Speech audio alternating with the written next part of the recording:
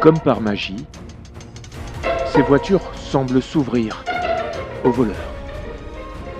En quelques dizaines de secondes, sans effraction, ils disparaissent au volant de berline ou de SUV dernier cri. Leur méthode, exploiter l'électronique de votre voiture. Le plus souvent, la faille est ici, dans votre clé.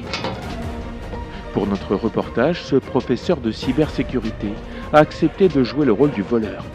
À quelques mètres de nous, il va utiliser un ordinateur, 2 antennes radio et un complice bien placé pour ouvrir cette voiture en 1 minute. Ce que j'ai fait, c'est une attaque de type relais. Donc je vais relayer le signal radio de la clé. Et ensuite, avec mon complice, lui envoyer ce signal qui lui joue en fait ce signal à proximité de la voiture, qui croit que sa clé est à proximité. Et donc, naturellement, elle s'ouvre. C'est ce qui se passe sur cette vidéo. Ici à droite, le premier voleur tend son antenne pour capter les ondes de la clé à l'intérieur de la maison. Le second se colle à la voiture et relaie le signal avec son appareil. Le tour est joué. Une fois à l'intérieur, démarrer la voiture est là encore une affaire d'électronique. La prise de diagnostic est juste là. À partir du moment où on est connecté à cette autoroute, cette véritable autoroute de l'information en fait, qu'il y a dans le véhicule, on peut parler à tous les organes du véhicule. Un voleur formé peut alors forcer le démarrage depuis son ordinateur. Et là on est bon, ça a démarré. Et on est effectivement sur quelques dizaines de secondes tout au plus. 94% des véhicules dérobés en France le sont aujourd'hui par méthode électronique. Et pour s'en prémunir, certains constructeurs font justement appel à ceux qui sont capables de les pirater. Ça, c'est une voiture qu'on a gagnée lors du concours. Lorsqu'on réussit à pirater la Tesla, Tesla offre une voiture au vainqueur du concours. Celle-ci, c'est une attaque qu'on a réalisée via le Wi-Fi. Et l'année dernière, on en a gagné une deuxième en attaquant via les capteurs de pression des pneus qui sont connectés en sans fil avec le reste de la voiture. David Bérard et son équipe sont parmi les rares spécialistes au monde capables d'ouvrir une Tesla avec un simple ordinateur.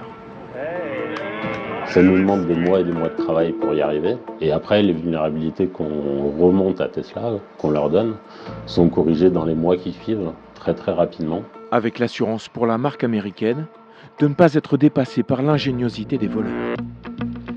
Pour les malfaiteurs, la technologie est un atout, mais c'est aussi le cas pour ceux qui les traquent, comme cet ancien policier. On a un client qui nous a signalé donc le vol de son véhicule. Bruno est détective. Sa mission, retrouver les véhicules volés, équipés d'une balise Coyote. Moi, avec mon matériel de détection, je vais avoir un retour de notre balise. Ça devrait grimper au fur et à mesure que je m'approche. Et si jamais ça redescend, ça veut dire que je m'éloigne. Dans cette traque électronique, chaque minute est comptée. Les véhicules peuvent partir rapidement à l'étranger, des ports en Allemagne, en Belgique, en France aussi. Après 1 heure de recherche, la balise s'active. Ça chauffe. Dans cette ruelle de région parisienne, en apparence tranquille. Nous, on cherche un bleu.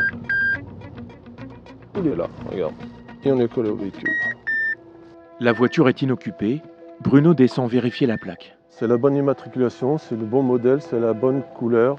Ils ont brisé la petite custode pour pouvoir rentrer dans le véhicule, se brancher électroniquement et faire le nécessaire pour démarrer le véhicule. Pour Bruno, la mission s'arrête là. On va faire un client heureux. C'est la police qui prendra le relais. Et on avisera le propriétaire. Les détectives de Coyote parviennent ainsi à retrouver 91% des véhicules équipés dans les 48 heures. Et avec un vol toutes les 4 minutes en moyenne en France, ils ne risquent pas de manquer de travail.